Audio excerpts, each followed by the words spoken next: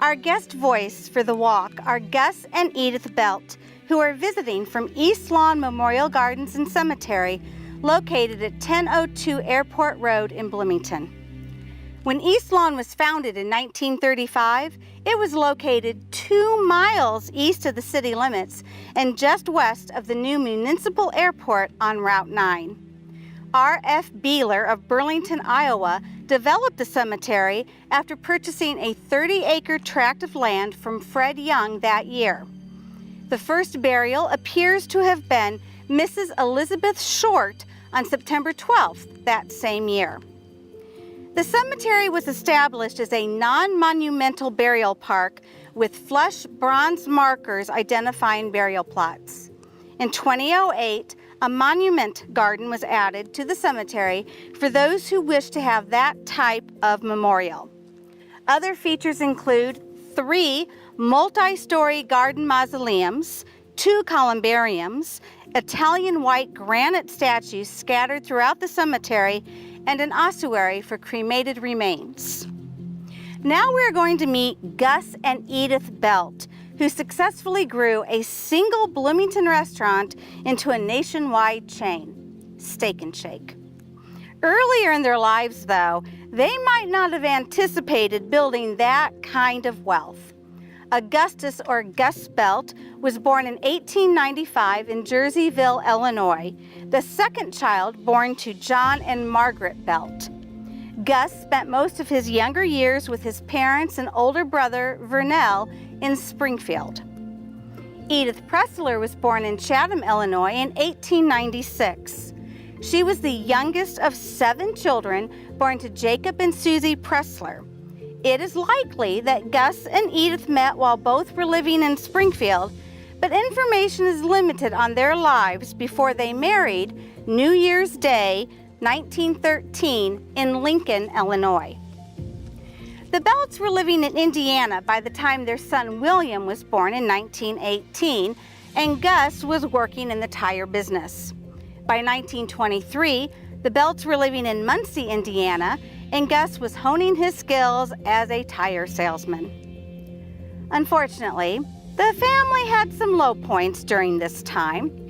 Gus was arrested and pleaded guilty when he was caught possessing whiskey during Prohibition, and he sued Edith for divorce. It's not clear what problems the Belts faced, but we do know that Gus withdrew the action and the Belts were still a married couple when they moved to Bloomington Normal in 1926. The Belts stayed in the tire and auto business in Bloomington Normal, setting up service stations at various locations, assisted by Gus's father and brother. As time went by, though, the Belts faced a new and enormous challenge, the Great Depression. Gus and Edith were forced to consider different ways to attract customers, which they will tell you about shortly. While living here in the Twin Cities, the Belts welcomed a daughter, Wanda. The Belts' children were both involved with Steak and Shake, with Wanda serving on the board of directors and William serving as a principal agent for the company. Now, let's go hear how Gus and Edith Belt staked everything on serving steak burgers and milkshakes, and how that turned into a successful chain that remains today, 90 years later. Let's go tool the gag. Hello, folks. It is good to see you all here. Isn't it funny that when someone lies to you, it's called a whopper? Gus. Now, ask yourselves, folks, is 4 ounces really that big of a deal? Ooh, a quarter pounder. Gus, you're being too aggressive. No. Steak and Shake makes the best burgers between buns. Don't buy another sandwich until you hear us out. Gus, stop this and say hello to these nice people. Edith, we need to grab people's attention, and I know something about that. I was in the paper all the time back in Muncie telling people about buying tires. Did the same thing here in the Panagraph. I used to have my own newspaper column called The Spare Tire. Gus, you paid to have the Spare Tire in the Panagraph. You weren't a newspaper man. Now, I do remember you being in the papers back in Indiana when you got arrested during Prohibition. That grabbed a lot of attention. Edith, a column is a column no matter how it gets in the paper. And as for that other stuff, that's in the past, and I'm focused on the future, and I know how to make us a part of it. Gus, we've both been laid to rest at East Lawn Cemetery. Yes, that's true, folks. We don't rest here, but Gus heard there were going to be people here today, so here we are in Evergreen. So go ahead, Gus. Tell me how we'll be in the future. Well, 90 years ago, we started Steak and Shake, Edith, and people today are still eating our steak burgers and loving our milkshakes. Now, we struggled to keep our heads above water during the Great Depression, but we not only survived, we turned our gas station into a multi-state restaurant operation. I cooked the food, scrubbed the floor, and made sure the chili tasted right. I went from the kitchen to the chair of the board of directors, so I remember the whole experience pretty well. You may not be able to tell it today, but my husband is a pretty shrewd businessman. There's no question about it. As I mentioned, as a young couple, we had a tire business in Muncie, Indiana. And in 1926, we came to Central Illinois to set up a home in Normal and a business in Bloomington. Belt's Better Tire Service on Center Street. Things worked out, and in 1929, we opened a service station at the corner of Washington and Prairie, where we focused on great customer service. When folks came to our shop, it wasn't like a greasy garage. It looked like a chalet. Now, we innovated, but it wasn't to show everybody how smart we were. We did things to keep us in business. In case you didn't know, the 1930s were kind of hard times for businesses. It was the Great Depression, you know. And if you don't know, you can Google it. That was right, isn't it? I think they know what you mean. What we knew was that we had to keep reaching out and connecting with the community. By 1932, we had locations at North Main and Division, Oakland and McClellan, South Main and Elm, and maybe most important, the Shell Inn at Main and Virginia. Now, I wish I could tell you that all these locations meant money was just pouring in, but times were still tough. We had to figure out a way to keep a steady stream of paying customers coming through our door. We started adding extras for folks. The most popular extra was food. We started serving all kinds of food at the Shell Inn. Early on, we served seafood and fried chicken, but the menu changed over time. That didn't matter. People ate it up. Sorry. Now, our problem was that folks could get food at a lot of places. We had to give them a reason to come see us. So we stopped making hamburgers. And we started making Steak burgers. And that wasn't just a name.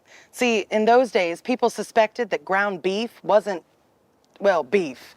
So we used the best quality meats we could get and used the best cuts, too. Calling it a steak burger let people know that that's what we were serving.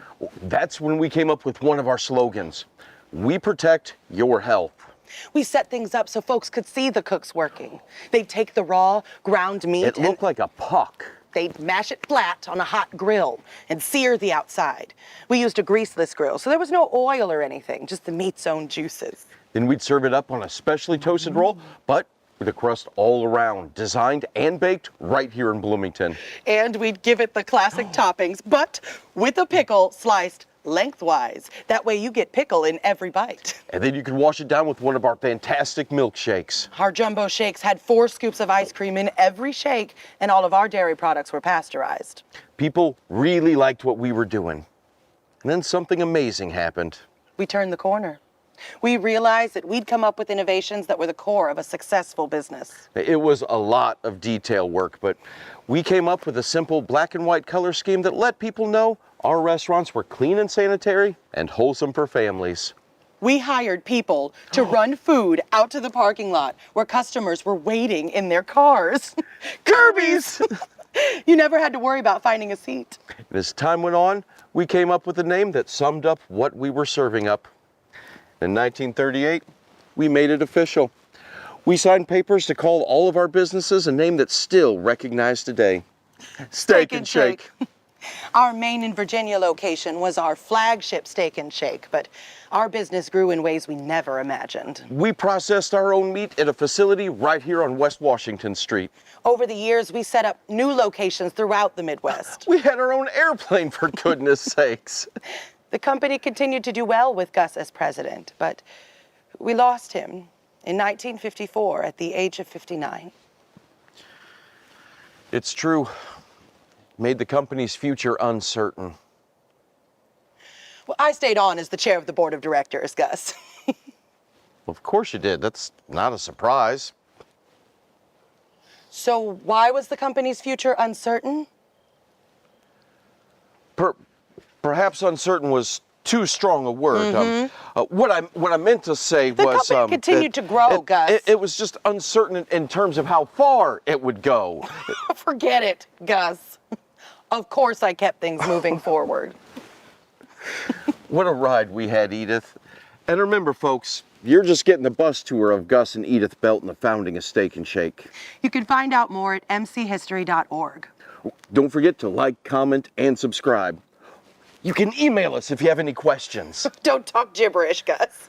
Edith, that's how people are talking nowadays. You wanted to know how I was going to make us a part of the future? We're going to come back as influencers. What are influencers? Influencer convinces people they need to buy things like purses, shoes, steak burgers. I already know how to do that, Gus. Folks, when you're done here, go get yourself a steak burger, a shake, and some chili. You know, something that simple might just work. And you can still do that after all these years, folks. All you need is an appetite. And remember, Steak and Shake. In sight, it must be right. Gus, you could have let him have the milkshake. I wasn't done with it.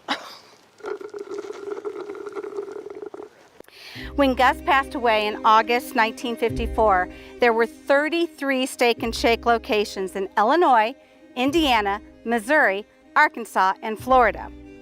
After his death, Edith became chair of the board of directors. When she died in 1972, there were over 60 Steak and Shake locations nationwide. In 1968, Steak and Shake was sold to Longchamps, a New York-based restaurant chain. Edith Belt orchestrated the transaction, and reports at the time said that the sale price was in excess of $16 million, which is nearly $145 million today. The company is currently owned by Biglari Holdings, a Texas-based company operating 387 Steak and Shake restaurants in 22 states and territories in the United States.